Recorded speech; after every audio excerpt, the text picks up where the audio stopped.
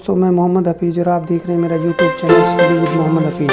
हम आज आपको यहाँ पर प्रोनाउन के बारे में बताएंगे और इसके टाइप्स के बारे में बताएंगे। तो प्रोनाउन होता है क्या है? प्रोनाउन होता है जो नाउन के स्थान पर प्रयोग हो। यानी जैसे मैं बोलूँ आपको मोहन गोज़ टू स्कूल, यानी मोहन स्कूल जाता है, राइट। अब अगर मैं मोहन के स्थान पर ही लगा दूँ, ही गोज़ टू स्कूल, तो ही यहाँ पर क्या हुआ? प्रोनाउन। यानी जो शब्द नाउन के स्थान पर प्रयोग हो उसको हम क्या कहते हैं? प्रोनाउन। अभी कितने टाइप्स होते हैं इसके देखिए। Number 1 personal pronoun, number 2 interrogative pronoun, number 3 demonstrative pronoun, number 4 distributive pronoun, number 5 indefinitive pronoun, number 6 reflexive, number 7 reciprocal pronoun. ठीक है, ये इसके सब टाइप हैं। ठीक है, तो अब हम इनको डिटेल में पढ़ेंगे। चलिए चलते हैं। Number 1 personal pronoun used for 3 persons. जो पर्सनल प्रोनाउन है ये 3 पर्सनों के लिए यूज होता है। देखिए कैसे। फर्स्ट पर्सन के लिए आई और वी। फर्स्ट पर्सन होता क्या है? फर्स्ट पर्सन होता है जो बात करने वाला होता है खुद, जैसे मैं, आई, वी जैसे हम, राइट। सेकंड पर्सन जिससे हम बात कर रहे हैं, यू। सेकंड पर्सन के लिए क्या होता है? यू, यानी जिससे हम बात कर रहे हैं, और जिसके बारे में बात की जा रही है वो होता है थर्ड पर्सन। उसके लिए हम ही, सी, इट और दे का प्रयोग करते हैं। ठीक है, बड़े ध्यान से समझिए तो ये पूरे समझ में आ जाएंगे आप।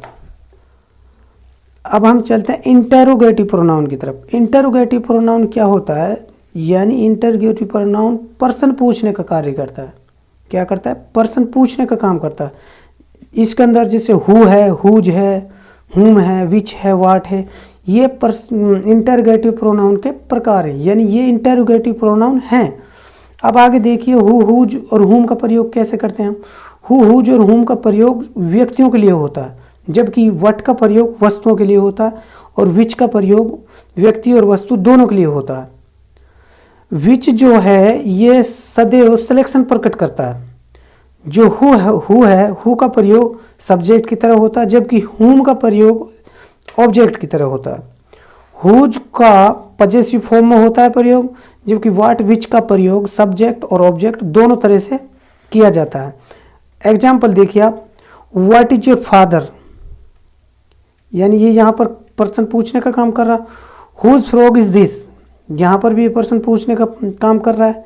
क्या?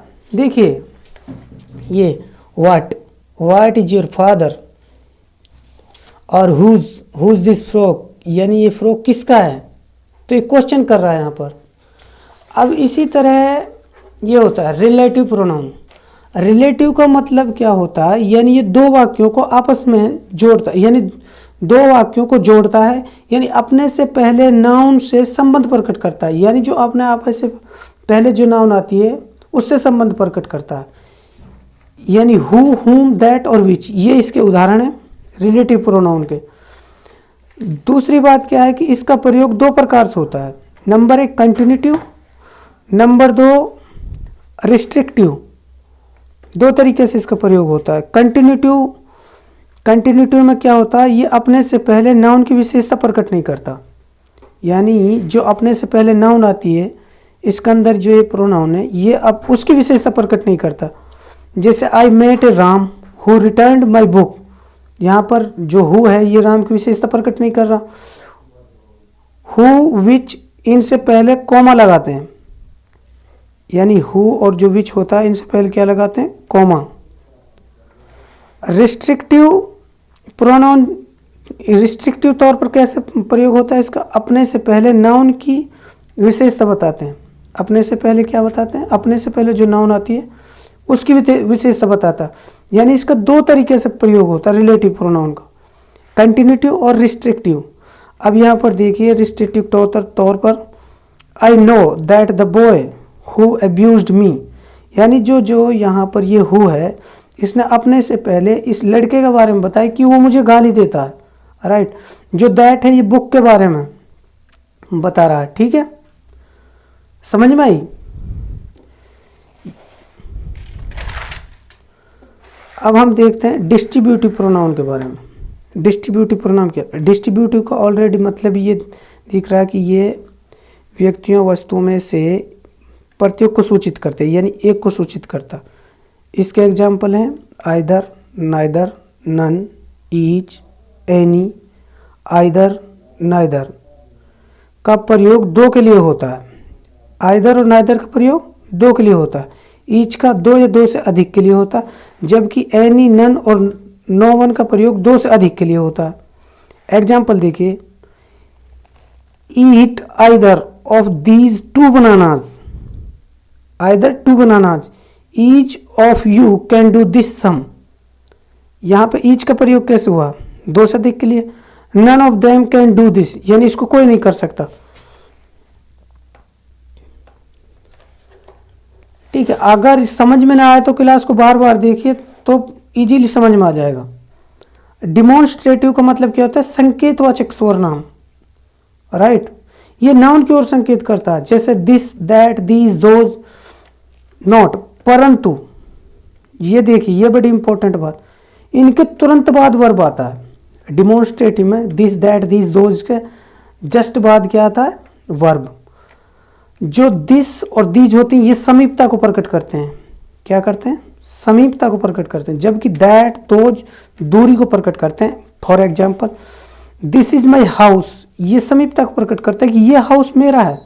दैट इज योर स्कूल, वह स्कूल तुम्हारा है। तो यहाँ पर देखिए, दैट जो है वो दूरी प्रकट कर रहा है, जबकि दिस है जो समीपता प्रकट कर रहा है। चलते आगे चलते हैं।